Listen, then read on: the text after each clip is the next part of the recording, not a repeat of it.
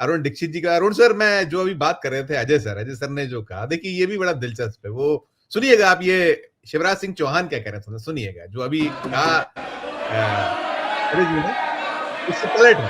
सबके विचार आगे माननीय मंत्री जी। माननीय अध्यक्ष जी,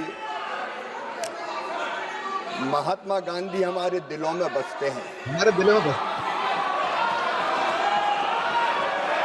और माननीय अध्यक्ष जी,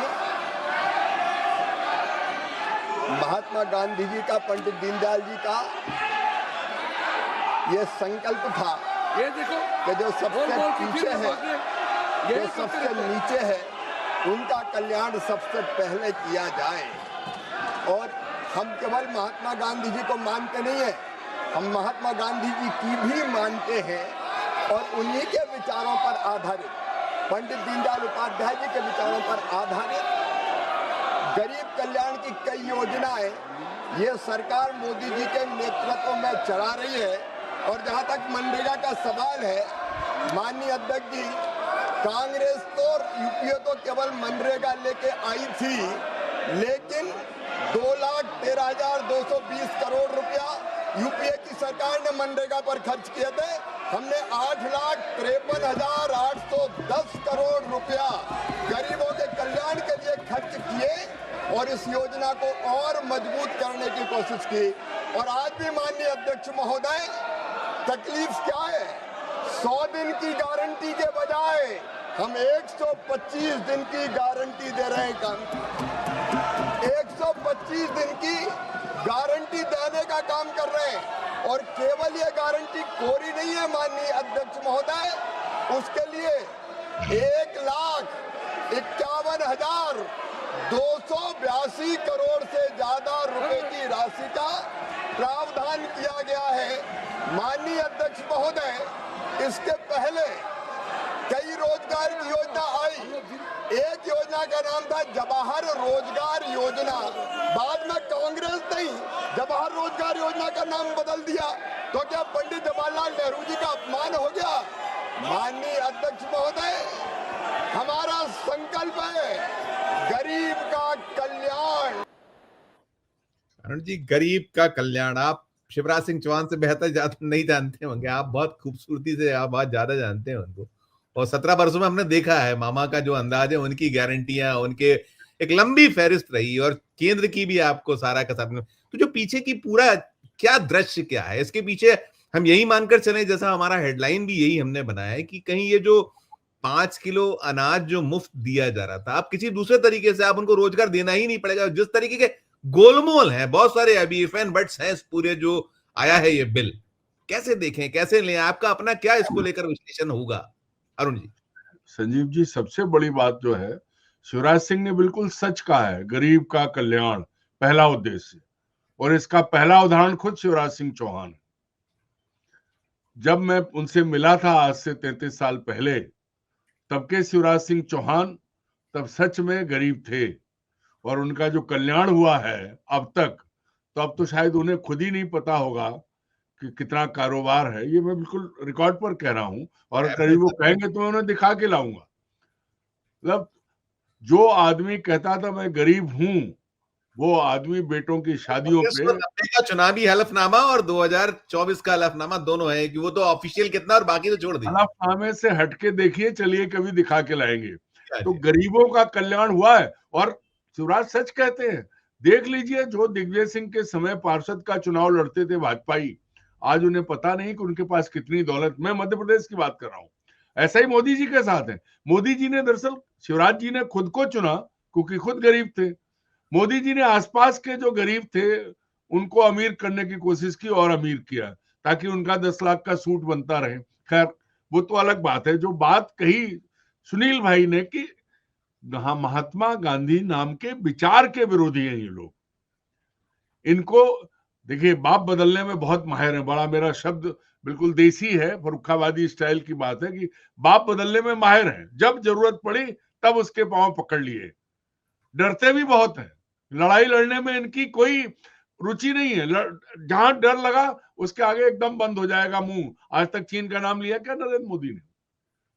और ईमानदारी से अगर पूछ ले, आज केंद्रीय कृषि मंत्री यहाँ किस हाल पे पहुंचा के गए?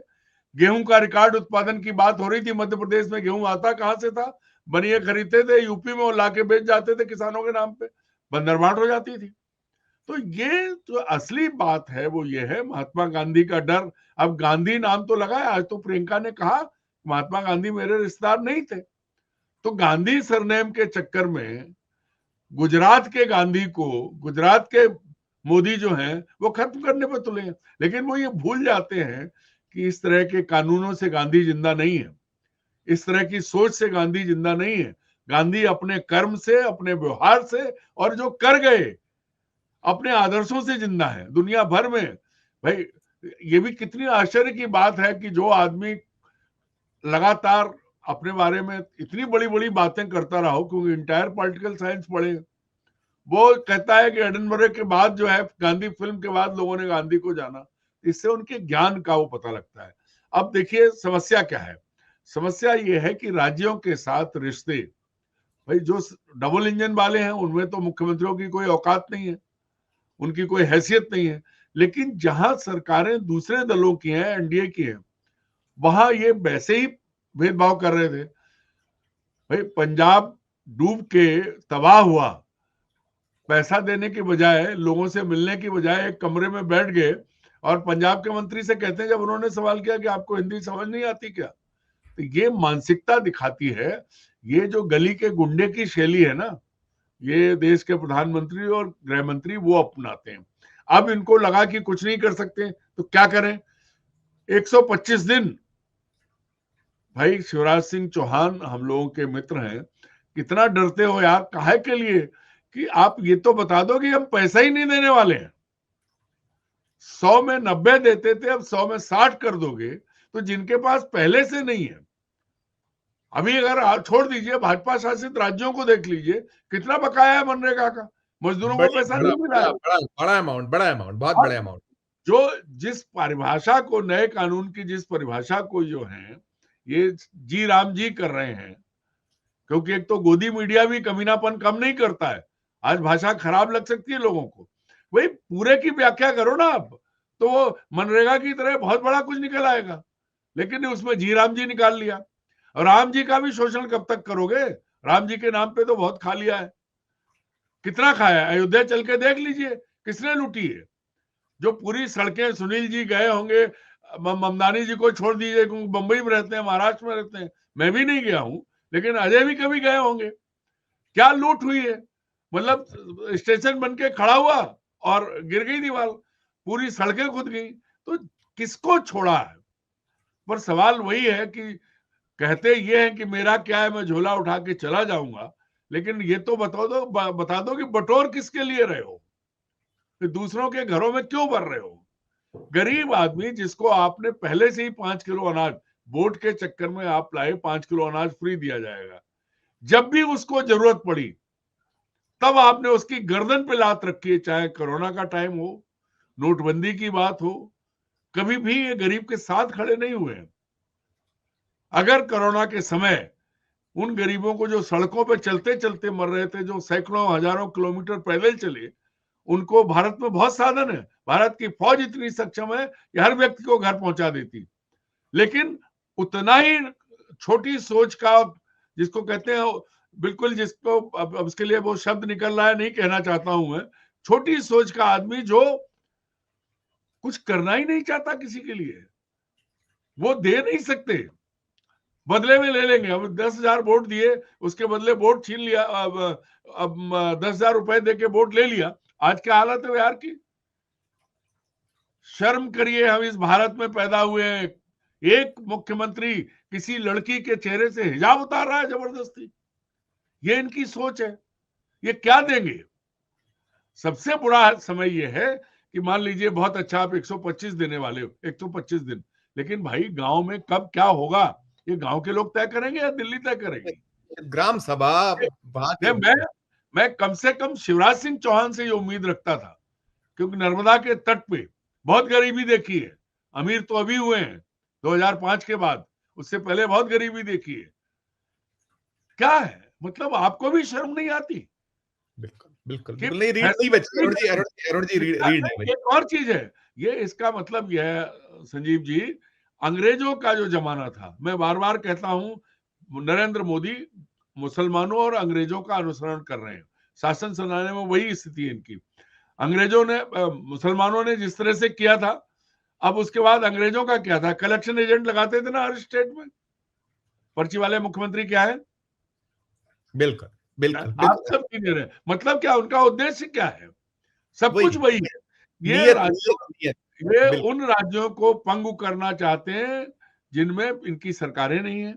एग्जैक्टली। उनका हक मारेंगे, उनके संसाधन छीनेंगे। अरे पंजाब ने कहा था कि हमारा 60,000 करोड़ बाकी है, वो दो, नहीं दिया। बिल्कुल बिल्कुल हिमाचल को बिल्कुल। नहीं दिया। नहीं आपने लेकिन देखा तो 1500 करोड़ 1600 करोड़, वो जो जब आपदा आई थी 15 लेकिन भाई 1600 करोड़। चुनाव था तो बिहार में 10-10 हजार करोड़ सब महिलाओं के घर में खाते में बिल्कुल डाल दिया। बिल्कुल ये जो चीज है, ये देश को आगे लेके चलने वाले नहीं है, क्योंकि एग्जैक्ट। अपना मणिपुर 2 साल से ज्यादा समय तक जला, प्रधानमंत्री नहीं गए। अब बात राहुल गांधी की होती है कि राहुल गांधी भागे, भागता कौन है? अब बिल्कुल जो आरोप, जिस तरह के आरोप भाजपाई और मोदी की ट्रोल आर्मी राहुल पर लगाती है, वो अगर आप गंभीरता से देखें एक सामान्य नागरिक की हैसियत से, तो घूम के चस्पा तो मोदी पर हो रहे हैं। बिल्कुल बिल्कुल अरुण, ऐसी बिल्कुल। मैं ऐसी क्या वो होती है कि खट से बाहर चले जाते हैं? अरुण सर ये मान के चलिए, उनको तो ये मालूम है कि हम, वो ऐसा है ना कि मेरे पास माँ है, जो दीवार फिल्म का डायरेक्टर, इस टाइप की इलेक्शन कमीशन ऑफ इंडिया हमारे पास है। अब कोई कुछ भी होता रहे, सानू की अकेला ये एक सबसे बड़ा, बाकी तो है, लेकिन वो सबसे बड़ा हथियार वो है, वो बाकी हथियार बना रही। दोनों आप छोटी छोटी टिप्पणी पहले आप, फिर इकबाल जी पे खत्म करो। देखिए संजीव जी, नरेंद्र मोदी ने उन सभी संस्थाओं को एक औजार की तरह इस्तेमाल किया है जो वॉचडॉग थे इस कंट्री के। इलेक्शन कमीशन है, ईडी है, सीबीआई है। ये वो संस्थाएं थी जो इस देश की सामाजिक, राजनैतिक और प्रशासनिक शुचिता को बनाए रखने के लिए बनाई गई थी। सीबीआई का डर होता था। ईडी, अरे ईडी, अब ईडी तो पालतू टॉमी की तरह जाती है, सीबीआई तो तोता हो गया है। क्या किया इन्होंने उन सारी संस्थाओं का, देखिए इनके जाने के बाद, जाएंगे तो सब एक ना एक दिन, इनके जाने के बाद हमें ये रियलाइज होगा कि हमारा देश कहां और कितने नीचे गया। क्योंकि 12 साल में इन्होंने उन सभी संस्थाओं को, जिन्हें 70 साल में अभी अजय जी ने सूचना दी 91 रुपए का डॉलर। आप बताइए ना कि ये कहते थे कि डॉलर का बढ़ना यानी हमारा जो है रुपए का गिरना है। आज भविष्यवाणी कर रहा हूं कि ये जो फाइनेंशियल ईयर जब तक खत्म होगा तब तक 100 हो जाएगा। ठीक। संजीव जी, मैं जून में गया था नीदरलैंड, 100 रुपए का यूरो था, अभी 114 का है आज। आप बताओ, कोई बात यूरो की कर नहीं रहा है, पॉन्ड की बात तो होती नहीं है, सिर्फ यूएस डॉलर की बात होती है। तो सवाल ये है कि इनके जाने के बाद हमें ये रियलाइज होगा कि कितना नुकसान कर गए, कितना इन्होंने देश को कितना पीछे पहुंचाया। और एक बात बड़ी साफ है, मैं मानता हूं कि नरेंद्र मोदी ने एक जगह हमेशा सच बोला है, मेरा क्या, मैं तो झोला उठा के चला जाऊंगा। भाई हमारे यूपी के हैं, सुनील भाई हैं, अब उन शब्दों को हम यहाँ कहेंगे नहीं, बुरा माना जाएगा, प्रधानमंत्री की अवमानना हो जाएगी। लेकिन जब आपके आगे पीछे कोई है ही नहीं, आपने सारा इन्वेस्ट कर दिया अंबानी और अडानी में, उसके बाद आपके लिए तो पूरी जिंदगी जहाज से लेके और महल से लेके और हर सुविधा बनी रहेगी। आपका मानस तो वैसे ही इतना जो है वो प्रबल रहेगा कि आगे क्या कहें। क्या, चाहे सोनी हो चाहे जुलाहा हो, उसकी आपको जरूरत नहीं पड़ेगी, आपके लिए सब कुछ बंदोबस्त इतना रहेगा। सवाल हमारा सामाजिक ढांचा हिंदू मुस्लिम इतना गहरा कर दिया है कि हम तो अपनी काट लिए, अगली पीढ़ियों को इस देश में रहना मुश्किल होगा इनके बाद। अब इनकी तो पीढ़ी रहेगी नहीं, बेल्जियम में चले जाएंगे जहां पर मेहुल चौकसी जी बैठे हैं, नीरव मोदी लंदन में जेल में बंद है। हम कहाँ जाएंगे? हमारे बच्चे कहाँ जाएंगे? गरीब आदमी कहाँ जाएगा? राइट। गांव में बाबा जी जो भगवा पहनता है वो सबसे ऊपर उठ जाता है। आचार्य जो अपने योगी आदित्यनाथ हैं, उन्होंने इतना जहर बो दिया है। मेरे अपने गांव में मुसलमान नहीं है, लेकिन वहां से अगर मुसलमान की कोई सब्जी बेचने वाली गाड़ी या कोई और निकल जाए तो नहीं गांव में नहीं घुसने देंगे, इतना जहर है। जिन मंदिरों में कोई पूजा पाठ नहीं करता था, वहां शाम को लाउड स्पीकर लगा के हनुमान चालीसा पढ़ा जा रहा है। रोजगार किसी के पास नहीं है, नहीं है ब्राह्मणों के। अपर कास्ट में किसी के पास रोजगार नहीं है, और जो लोग काम करने वाले थे सब जानते हैं वो अपना काम कर रहे हैं, वो खुशहाल है, सरसत है। मूल बात यह है संजीव जी कि इन्होंने जो किया है, मनरेगा में जिन लोगों को रोजगार मिल रहा था, थोड़ी सी ठीक से रोटी खा रहे थे, उनको 5 किलो अनाज देके और वो किया। इसके बाद अब ये इस पे आए हैं कि हम जिस तरह रखेंगे देश उस तरह चलेगा, राज्यों की कोई भूमिका नहीं है, केंद्र कानून बना देगा, फैसला केंद्र करेगा। कल को केंद्र सरकार कहेगी कि नल जल योजना के तहत नल कहाँ लगेगा ये हम तय करेंगे। फिर ये जो संघीय ढांचा है, जैसा कि सुनील जी ने कहा, तो इसको आप घोषित कर दो कि एक हमारी तानाशाही है, हम चलाएंगे। हम उसी और बढ़ रहे हैं, अरुण जी, उसी और बढ़ रहे हैं। मैं बिल्कुल आप सिर्फ घोषणा होना बाकी है, बस और नहीं बचा है। बिल्कुल ठीक। और जब तक हम लोग हिंदू मुसलमान के फेर में फंसे रहेंगे, भारत का नागरिक या जो बड़ी मोटी पेंशन लेने वाले लोग जिनके पेट भरे गए, जिनकी औलादें तो निकल के चली गई, वो जो ज्ञान बांट रहे हैं हिंदू मुसलमान का, अगर उनसे पूछ लिया जाए कि अभी तक आप नौकरियां बड़े पदों पे कर रहे थे, आपने क्या किया, तो जवाब नहीं दे पाएंगे। ये जो नए नैरेटिव जो लोग बना रहे हैं, उन नैरेटिव्स का परिणाम है मनरेगा कानून में बदलाव। और ये धीरे धीरे करेंगे, एक दिन ये आएगा कि राज्यों के हाथ में कुछ नहीं है और केंद्र कुछ करेगा नहीं, क्योंकि वो तो चारों तरफ से बेचेगा, सब तरह बेचना है। दुआ इस देश में उन्हीं राम जी से की जाए कि राम राज ना सही, सामान्य राज तो ला दो साहब। सामान्य राज, ठीक बात।